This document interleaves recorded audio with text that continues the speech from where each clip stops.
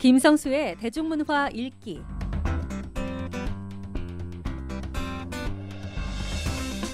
네, 한 주간 문화가 이슈와 화제를 알아보는 시간, 김성수 평론가와 함께합니다. 안녕하십니까? 안녕하세요, 김성수입니다. 네, 지난 주말에 한 방송사에서 그동안 소문만 무성했던 연예계 스폰서에 대해서 파헤쳤는데 내용이 상당히 충격적이죠? 그렇습니다. 간단하게 그 내용들을 정리하면 이렇습니다.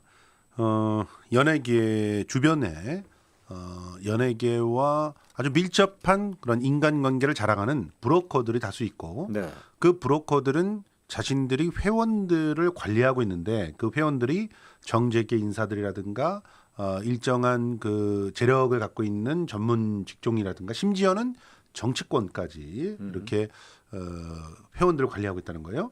그래서 이 브로커들은 이 회원들에게 자신이 확보하고 있는 그 스폰서 계약이 가능한 연예인들을 보여주고, 그리고 그 보여준 사람들 중에서 선택을 해서 네. 그래서 스폰서 관계를 맺는다, 이런 내용들을 아주 구체적인 증언과 또 증거들을 통해서, 그리고 실제로 그런 관계, 부적절한 관계 속에 그 빠져 있었던 사람들의 증언들을 통해서 이걸 입증을 한 겁니다. 네. 뭐 그 가운데 뭐 디지털 계약서라고 하는 이름으로, 디지털 서비스 계약서라는 이름으로 계약서까지 작성한다라고 하는 것이 이 소문만 이렇게 무성했었는데, 실제로 이 프로그램을 통해서 완전히 그 하나의 사실로 네. 확인이 된 것이고요.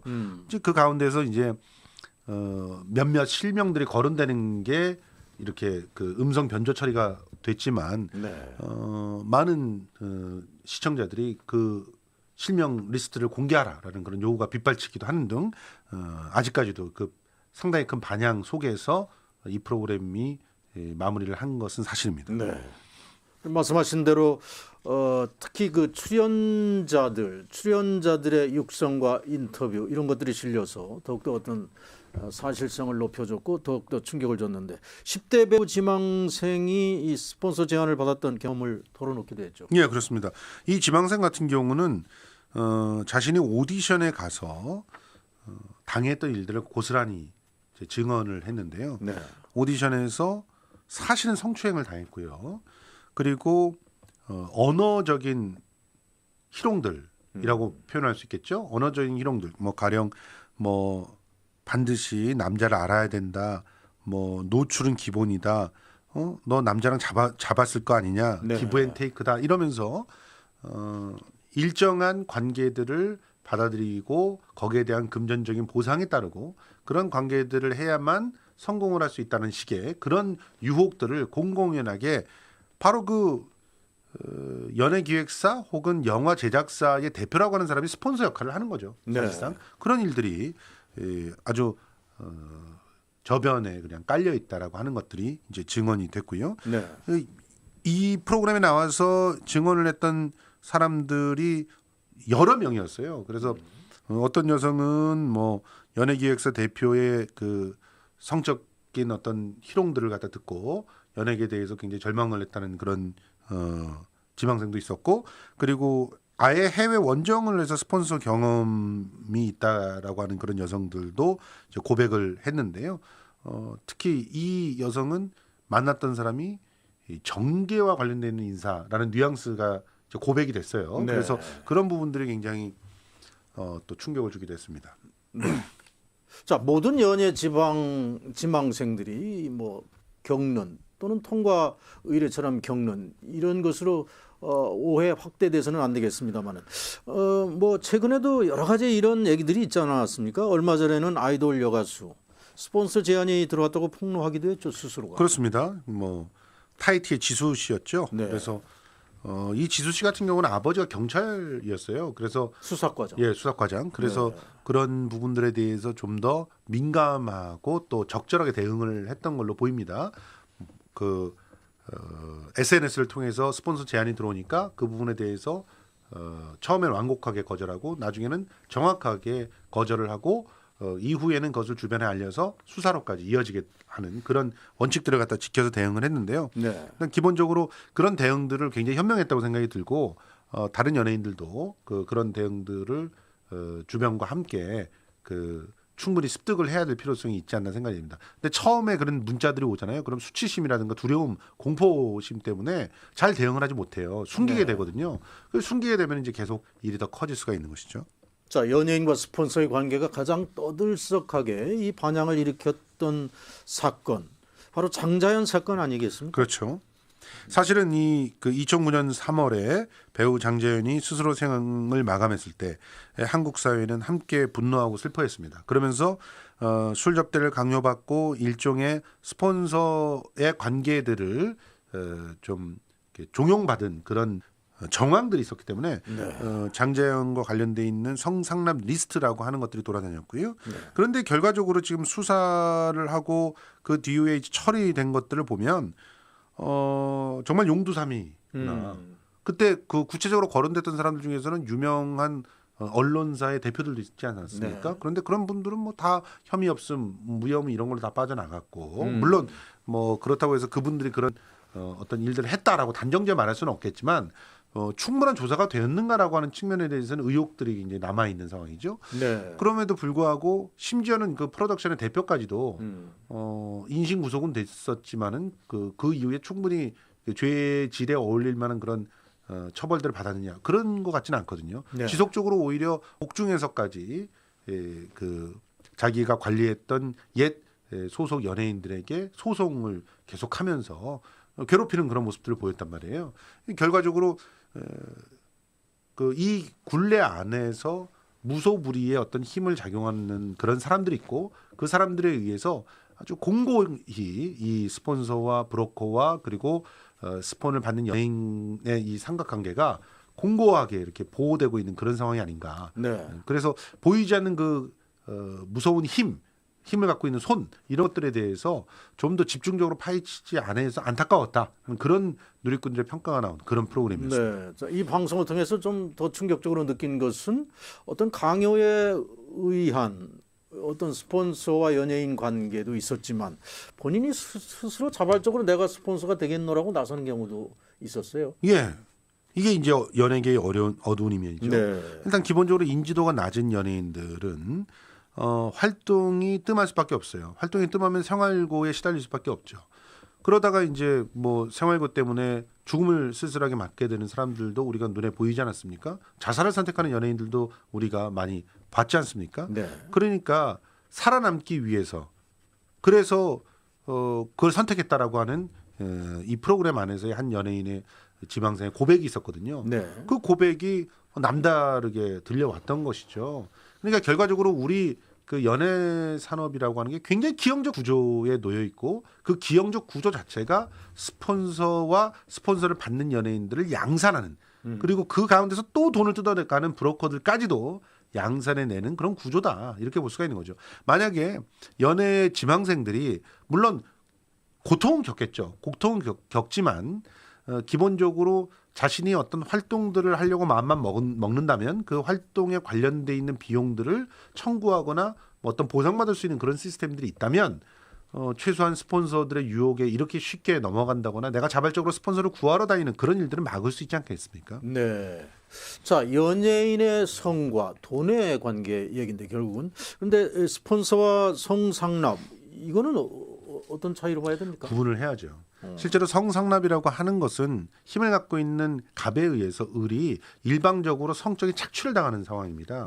이거는 아주 심각한 범죄 행위라고 볼 수가 있겠죠. 그런데 이제 스폰서라고 얘기를 하게 되면 여기에 자발적인 의지가 들어가게 됩니다. 일종의 쌍방 계약 관계가 성립이 되게 되는 거지요. 그렇기 때문에 이 스폰서를 갖다가 지금 현행 법으로 처벌할 수 있는 방법이 있는가? 이건 성매매 특별법 위에는 없거든요. 그런데 이걸 성매매라고 또 확실하게 법적으로 뭔가 따져 물을 수가 있는가? 그것도 굉장히 어려운 부분들이 존재합니다. 실제로 성상납이라고 하는 것을 입증한다는 것도 굉장히 어려워서 장자연 사건이 용두사미처럼 이렇게 흘러간 부분들이 있지 않습니까? 그런데 스폰서라고 한다면 더더욱 어려운 것이죠. 그래서 이 부분에 대해서 법을 좀 정비해야 된다는 그런 주장들도 있고 그리고 어떤 측면에서는 그 스폰서라고 하는 것이 실제로 성적인 어떤 것을 통해서 이루어지는 그런 것이 아닌 합법적인 방식으로 체계적으로 진행이 될 수 있게끔 그러면 이제 스폰서가 아니게 되는 거죠. 그거는 정말 후원이 되는 거니까 매니지먼트 사업이 되는 거지 않습니까? 그 매니지먼트 사업이라고 하는 것 안에 그것이 이렇게 들어올 수 있게끔 고민을 해야 된다. 이런 주장들도 있습니다. 그러니까 결과적으로 우리 연예 산업이 제대로 시스템화되지 않은 그런 빈 구석을 바로 이 검은 돈의 유혹이 파고들고 있는 것이 아닌가 이렇게 생각을 하는 겁니다. 자, 이 방송을 한 그것이 알고 싶다. 이 팀도 방송에서의 또 한계도 여전히 있었습니다. 비밀 리스트를 입수했다고는 하지만 구체적으로 명단을 공개하지 않은 것이고. 그렇죠. 자, 이것이 글쎄요. 앞으로 어떤 영향과 반향을 불러일으킬 수 있을지 아니면 경찰에 이것도 수사 대상이 되는 것인지. 아니 근데 기본적으로 저는 이건 개인적인 생각입니다만 수사 대상이 당연히 돼야 되지 않을까요? 그렇게 생각이 되는데 지금 이제 SBS의 입장에서는 이렇습니다. 특히나 이제 담당 PD 같은 경우도 리스트 속에 사람이 누구인지는 중요하지만 그 리스트를 밝히지 않아서 암행이 없다고 평가한다는 그런 평가에 대해서는 반대한다. 나는 포르노적인 그런 뉴스를 보여주려고 했던 게 아니라 이런 얘기를 했어요. 아주 중요한 얘기라고 생각합니다. 그러니까 실제로 사실의 그 본령에 다가간다고 하는 노력과 이름이 개인 정보가 공개된다는 것은 다른 일이죠. 그럼 개인 정보는 어떨 때 공개돼야 되느냐? 범죄적인 사실이 있을 때는 공개가 돼야 되는 것이죠. 그러니까 그런 판단들을 사법기관에 좀 맡겨야 될 필요성은 있지 않았나 이런 생각이 드는 겁니다. 그렇지만 누리꾼들이 무작위적으로 지금 요구하고 있는 리스트를 공개해야 된다라고 하는 주장에 대해서는 결코 동의할 수가 없는 것이 당신들의 호기심 때문에 한 사람은 목숨이 왔다 갔다 할 수도 있다는 것이죠. 더군다나 용기를 내서 이 부조리를 갖다 해결해 달라고 언론에 제보한 사람들까지도 불이익을 당하게 된다면 내부 고발자들, 내부 제보자들을 갖다 어떻게 보호할 수 있겠습니까? 이제 이런 부분들을 고민을 해야 된다는 것이죠. 네. 자, 이 방송을 지켜보는 많은 연예인들 상당히 당혹스러움이 컸을 텐데 그런데 이 방송 이후에 용기 있게 많은 배우들이 SNS를 통해서 본인들의 입장을 또 내놓기도 했어요. 그렇습니다. 배우 김민정 씨가 가장 가슴이 아팠던 건 이런 일로 제의로 배우의 꿈을 적게 된 어린 소녀의 이야기가 마음이 아팠다. 나쁜 것은 나쁜 것이다. 이러면서 방송이 각성적이 되길 바란다 이렇게 얘기를 했고요.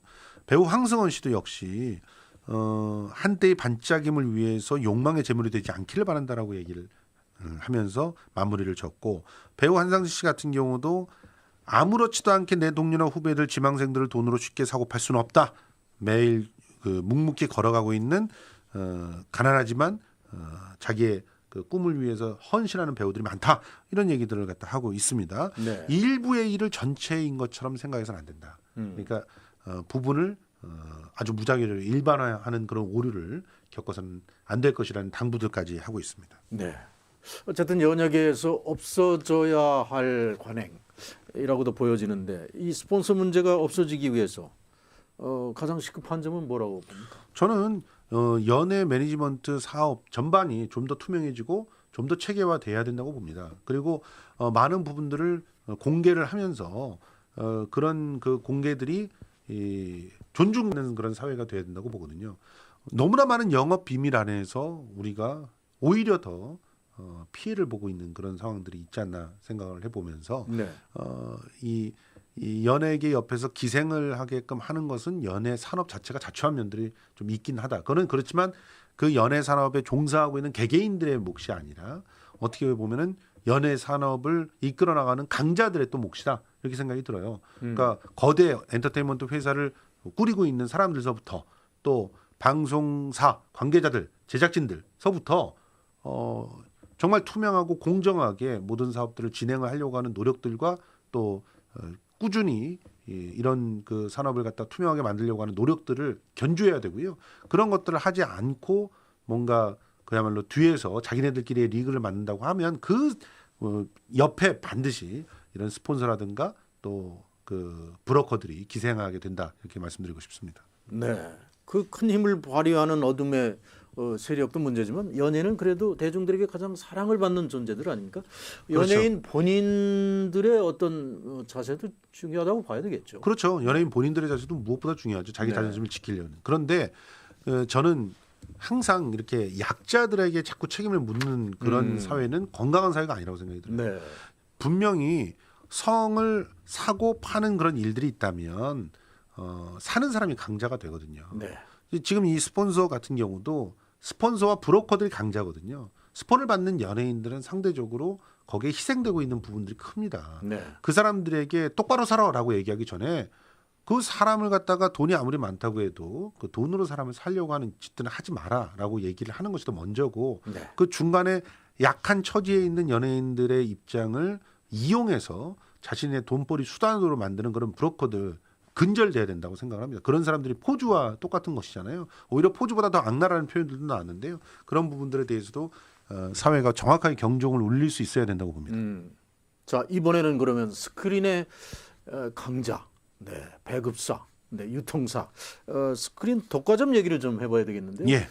지금 뭐 인기를 끌고 있는 영화 검사외전입니까? 예. 자, 여기에 독과점 문제가 굉장히 지금 비판이 일고 있어요.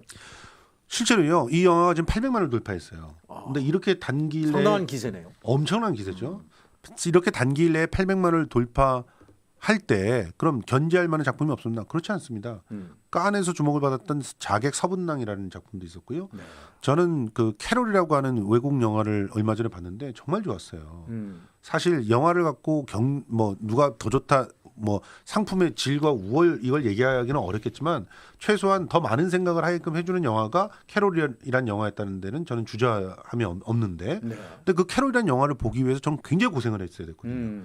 전체 2,300개 스크린 중에서 1,778개를 검사 외전이 싹쓸이를 하고 있어요. 네. 그래서 심지어는 이제 CGV 그 영화 체인에 가면 그 CGV사가 배급사로 알고 있는데 자기가 배급사니까 거의 검사 외전을 덮어버렸어요. 그러면 다른 영화들은 그 체인사에 가서는 볼 수가 없어요. 이미 예약한 고객들 보고도 그걸 바꾸라는 얘기까지 했대요. 예, 그 쿵후 팬더 같은 경우도 네. 블록버스터급 영화입니다. 그런데 그 영화를 예매한 사람을 바꿔달라고 종용을 해서 심지어는 좀 상대적으로 수월하게 볼 수 있는 시간대를 뺏어가는 그런 일까지 벌어졌습니다. 네. 쿵후 팬더가 퐁당퐁당 상영을 강요받는데 도대체 어떤 영화가 살아남을 수 있겠어요? 쿵후 팬더보다 더 상업적인 영화가 있습니까?